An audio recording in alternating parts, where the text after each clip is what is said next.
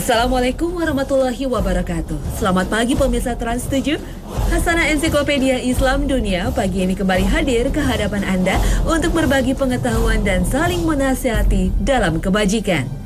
Satu fenomena menarik, kini banyak orang yang menekuni tasawuf atau sering disebut juga dengan sufi. Memang bukan hal yang baru, karena tasawuf sendiri sudah mulai dikenal sekitar tahun 200 Hijriah atau sekitar tahun 900-an Masehi. Yang sekarang berkembang, tasawuf digemari karena dianggap bisa menjadi obat penenang jiwa di tengah kegelisahan kehidupan modern. Perkembangan ini tidak serta-merta menghilangkan kontroversi tasawuf atau sufi itu sendiri. Sejak dulu sampai sekarang, seakan tidak pernah ada habisnya bahasan tasawuf ini.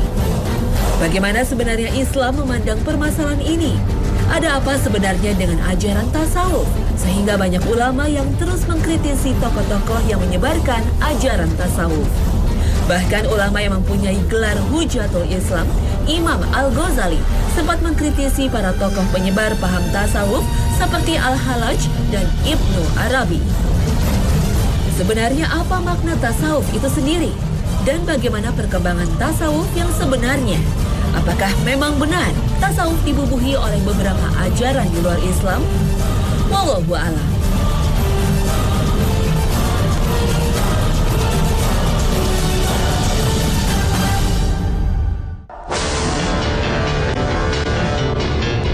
Mari kita pelajari dulu tasawuf secara etimologi atau asal-usul kata lebih dulu.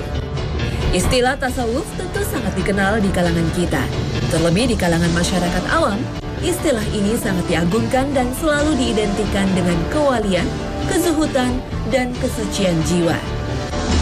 Bahkan ada seseorang yang beranggapan bahwa seseorang tidak akan mencapai derajat takwa jika tidak melalui jalan tasawuf. Pendapat ini diperkuat dengan melihat penampilan lahir yang selalu ditampakkan oleh orang-orang yang mengaku ahli tasawuf. Berupa pakaian lusuh dan usang, biji-bijian tasbih yang selalu ada di tangan, dan bibir yang selalu bergerak mengucapkan kalimat-kalimat zikir. Pada akhirnya, semua orang menambah yakin bahwa orang tersebut sudah mencapai derajat takwa yang tinggi. Secara garis besar, para ulama bahasa membagi makna tasawuf kepada dua makna, yaitu dari segi bahasa dan istilah. Pendapat pertama mengatakan bahwa kata sufi berasal dari bahasa Yunani, yaitu sufia, yang artinya hikmah. Pendapat kedua mengatakan bahwa kata ini merupakan penisbatan kepada pakaian dari kain kain wol, dan pendapat ini lebih sesuai, karena pakaian wol di zaman dulu selalu diidentikan dengan sifat zuhud. Ada juga yang mengatakan bahwa memakai pakaian wol yang dimaksudkan untuk bertasyabnuh menyerupai Nabi Isa Al-Masih. Syekhul Islam berkata, ada perbedaan pendapat dalam penisbatan kata tasawuf. Kata tasawuf termasuk nama yang menunjukkan penisbatan, seperti kata Al-Quraisy yang artinya penisbatan kepada suku Quraisy, dan kata Al-Madani artinya penisbatan kepada kota Madinah. Pendapat ketiga mengatakan bahwa kalimat tasawuf nisbat kepada Ahlus Sufah. As-Sufah adalah semacam teras yang bersambung dengan masjid Nabi Rasulullah Sallallahu Alaihi Wasallam yang dulu dijadikan tempat tinggal sementara oleh beberapa orang sahabat muhajirin ketika berada di kota Madinah. Di Sufah pula, para sahabat yang tidak memiliki tempat tinggal biasanya menetap sementara. Pendapat keempat mengatakan kalimat tasawuf nisbat kepada saf, barisan yang terdepan di hadapan Allah Subhanahu wa Ta'ala, atau barisan terdepan dalam sholat. Pendapat kelima mengatakan bahwa kalimat tasawuf berasal dari kalimat safa yang mempunyai arti orang-orang yang telah mensucikan diri. Tasawuf adalah istilah yang sama sekali tidak dikenal di zaman para sahabat radhiyallahu anhum. Bahkan tidak dikenal di zaman tiga generasi yang utama, yaitu generasi sahabat, tabi'in, dan tabi'ut tabi'in. Istilah ini baru muncul sesudah zaman tiga generasi tersebut. Ilmu tasawuf menurut Ibnu Khaldun merupakan ilmu yang lahir kemudian dalam Islam. Karena sejak zaman Rasulullah SAW, masa awal para sahabat dan tabi'in, serta generasi berikutnya memilih jalan hidupnya hanya berpegang kepada Al-Quran dan sunnah Nabi Muhammad SAW dalam hidupnya. Mereka suka berzikir sesuai dengan apa yang Rasulullah SAW ajarkan. Mereka beribadah kepada Allah tanpa juga melupakan kehidupan dunia. Akan tetapi setelah banyak orang Islam yang mengejar kehidupan dunia pada abad kedua dan setelahnya, maka orang-orang mengarahkan hidupnya kepada ibadah yang disebut sufiyah dan mutasawifin. Orang-orang inilah kemudian yang mengembangkan dan mengamalkan tasawuf yang kemudian diadopsi pemikirannya sampai sekarang ini.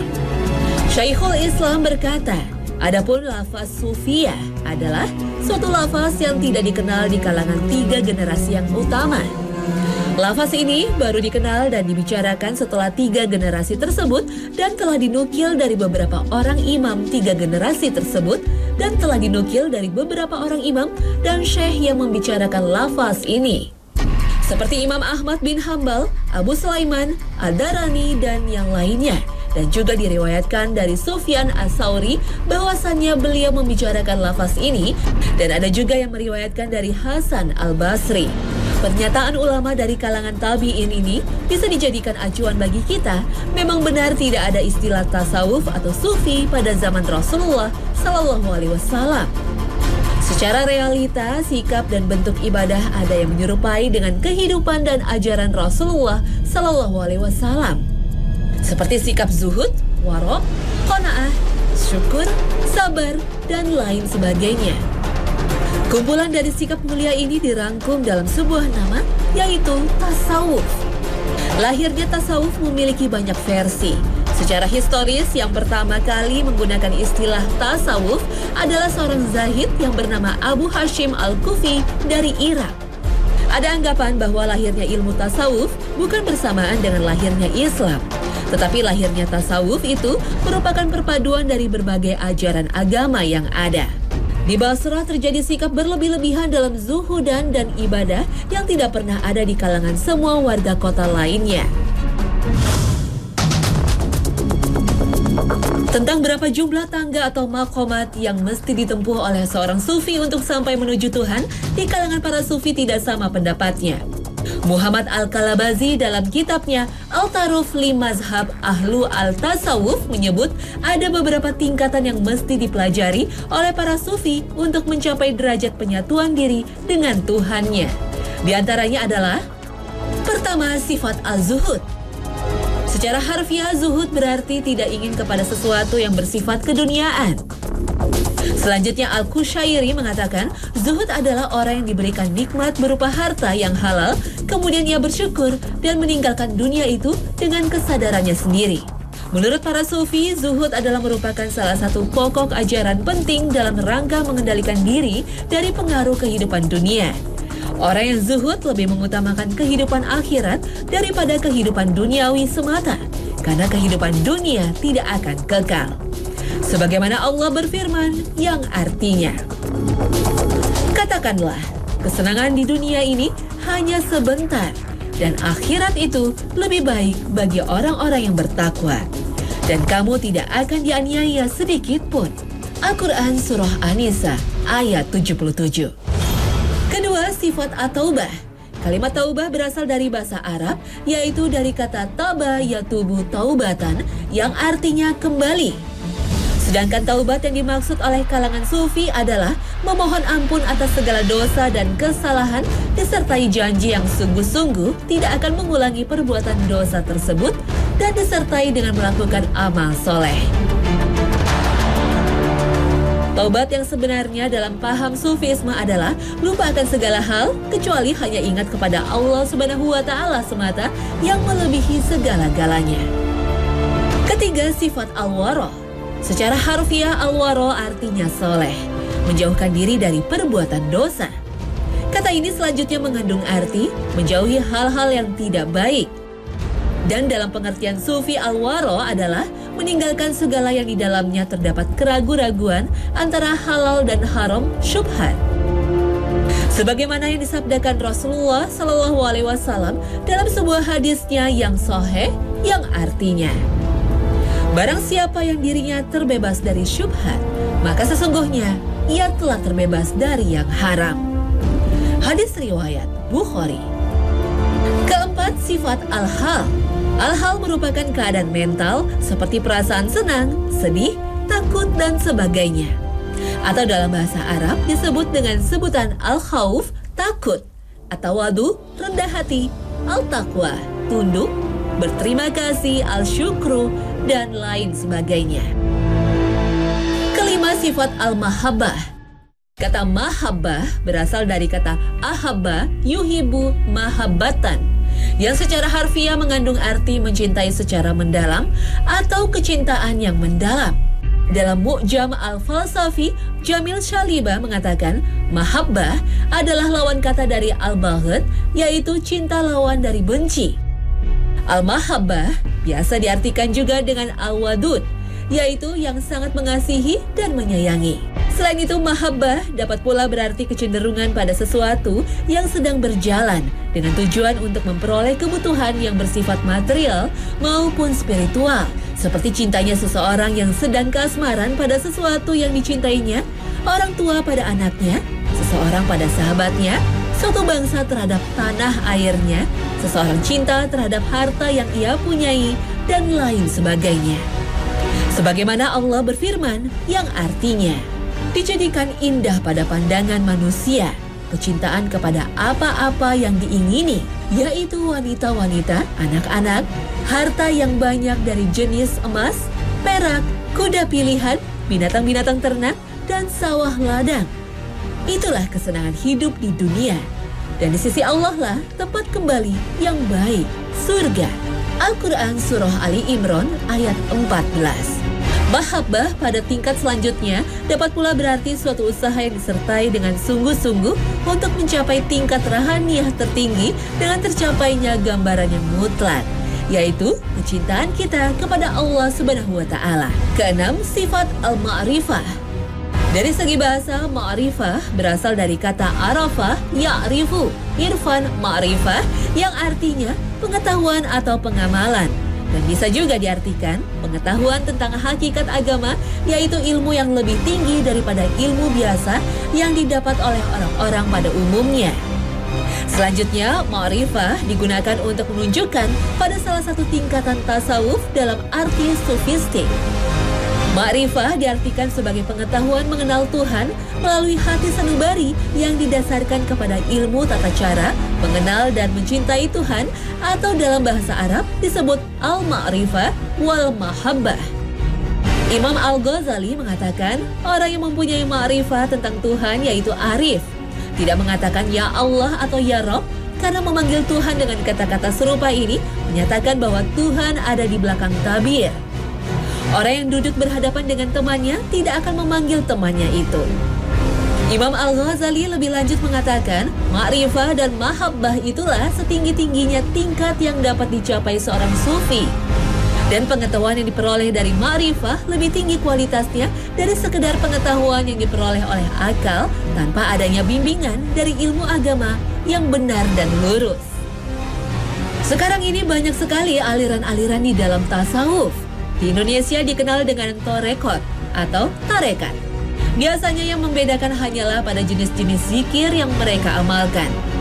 Sebuah torekot dipimpin seorang mursyid yang dipercaya memiliki beragam karomah atau kemampuan di luar nalar yang hanya bisa dicapai di tingkatan tertentu, mursyid ataupun wali. Mursyid ini bagi kalangan tasawuf diyakini akan mengantar semua jamaahnya untuk bertemu langsung dengan Nabi Muhammad di surga kelak. Secara umum penganut tasawuf akan melalui 3 tingkatan. Tingkatan pertama yakni syariat, mereka yang masih beribadah sesuai dengan syariat. Tingkat berikutnya hakikat, dan tertinggi hakikat. Jika sudah mencapai tingkat hakikat, mereka percaya Allah Subhanahu wa Ta'ala bersama mereka, menyatu dan tidak perlu lagi menjalankan syariat agama. Cukup dengan berbagai zikir, para mursyid atau walilah yang diyakini bisa mencapai posisi ini.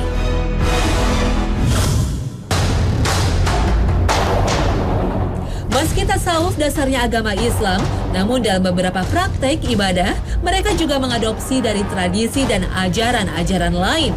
Umpamanya mereka meniru kebiasaan Nabi Isa alaihissalam berpuasa di siang hari, lalu beribadah sepanjang malam. Hal inilah yang memicu kaum sufi yang ortodok atau ekstrim, mereka menjalankan puasa selama-lamanya. Lalu sepanjang malam mereka pergunakan untuk melakukan sholat dan berzikir. Maryam sendiri sebelum melahirkan Isa alaihissalam, termasuk anggota biarawati di bawah bimbingan Nabi Zakaria, sangat menekuni ajaran spiritual, berpuasa di siang hari, berzikir, dan bertafakur di malam hari. Kemudian perkembangan agama Kristen pada masa berikutnya, para pendeta atau rahib semakin banyak menekuni kehidupan spiritual dengan cara zuhud dan bertapa untuk menunjukkan kecintaan kepada Tuhannya. Hal semacam ini dalam ajaran Islam justru kurang pas dengan kebiasaan Nabi Muhammad SAW. Bukankah Rasulullah adalah orang yang paling takut dan paling bertakwa kepada Allah Subhanahu wa Ta'ala di dunia ini?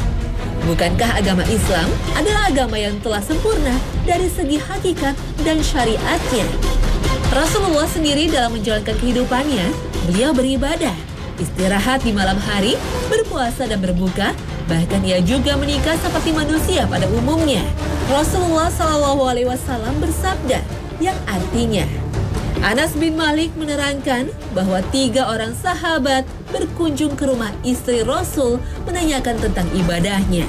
Tatkala mereka mendapat penjelasan, masing-masing mengambil kesimpulan dan mengatakan, bagaimana kita ini dibanding dengan Rasul SAW yang sudah dijamin mendapat ampunan Allah, baik yang telah berlalu maupun yang mendatang. Di antara mereka ada yang berjanji, saya mau sholat malam selamanya. Yang kedua mengatakan, saya akan saum tiap hari sepanjang tahun. Yang lain lagi mengatakan, saya tidak akan menikah dan akan menjauhi wanita.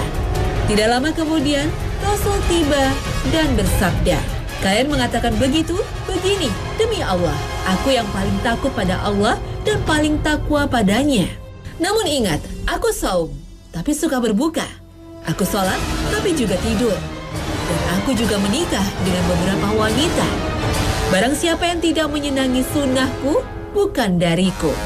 Hadis riwayat Al-Bukhari. Kaum tasawuf juga terpengaruh sebagian ajaran Hindu-Buddha yang sangat menonjol dalam tata cara pelaksanaan tasawuf oleh aliran tasawuf Irfani misalnya. Abu Yazid Al-Bustani dengan ajaran Ittihadnya, Al-Halaj dengan ajaran Hululnya, dan Ibnu Arabi dengan ajaran Wihdatul Wujudnya. Hulul adalah menitisnya Allah Subhanahu wa Ta'ala ke dalam diri manusia, dan Wahdatul Wujud yaitu bersatunya wujud Allah Subhanahu wa Ta'ala dengan jiwa manusia.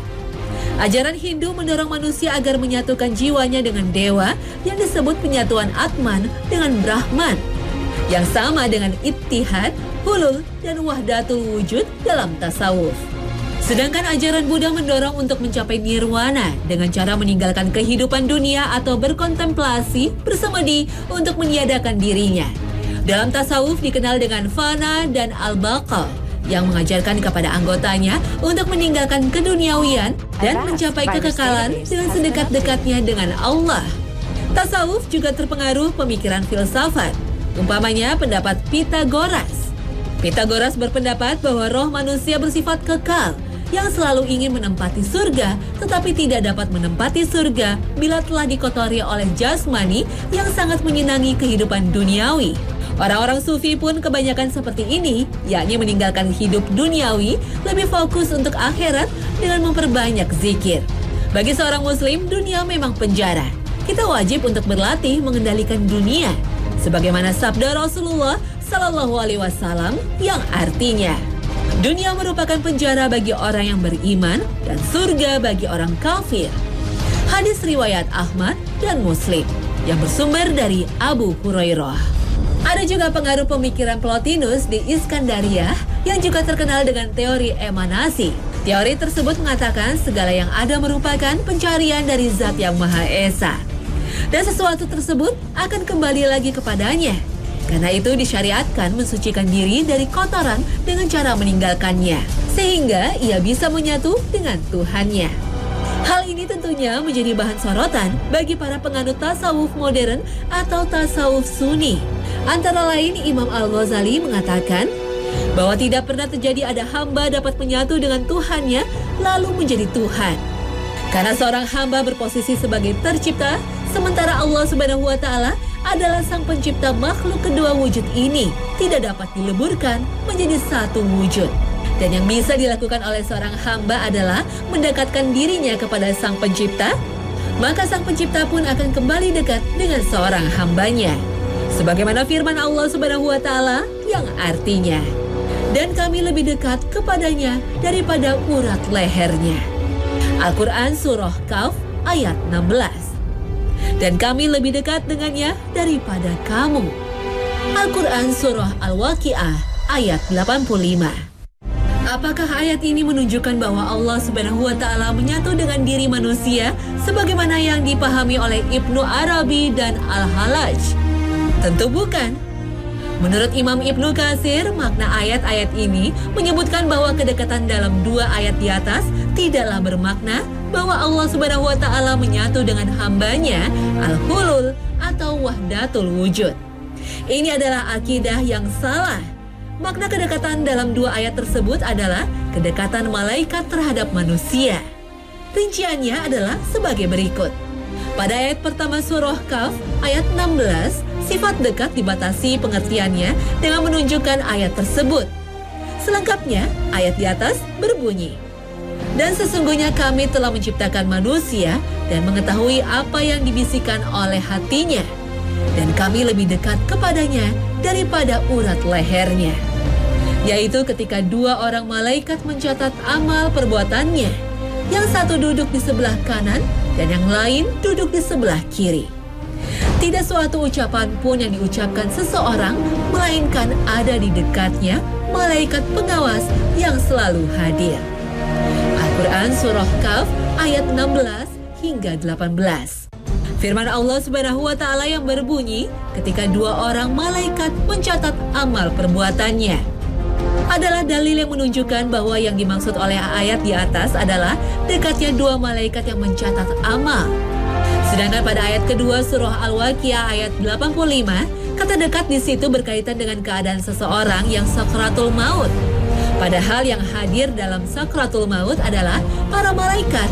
Berdasarkan firman Allah Subhanahu wa Ta'ala yang artinya, sehingga apabila datang kematian kepada salah seorang di antara kamu, malaikat-malaikat kami akan mewafatkannya, dan malaikat-malaikat kami itu tidak akan melalaikan kewajibannya. Al-Quran Surah Al-An'am ayat 61.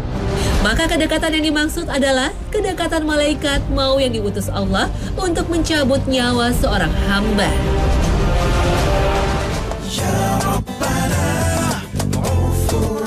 Nah pemirsa, inilah akhir kebersamaan kita dalam Hasanah pagi ini. Mudah-mudahan dengan mengetahui hakikat tasawuf yang sebenarnya, kita bisa membedakan mana tasawuf yang boleh dan mana tasawuf yang tidak boleh. Dan semoga dengan pembahasan ini bisa memperluas hasanah keilmuan kita.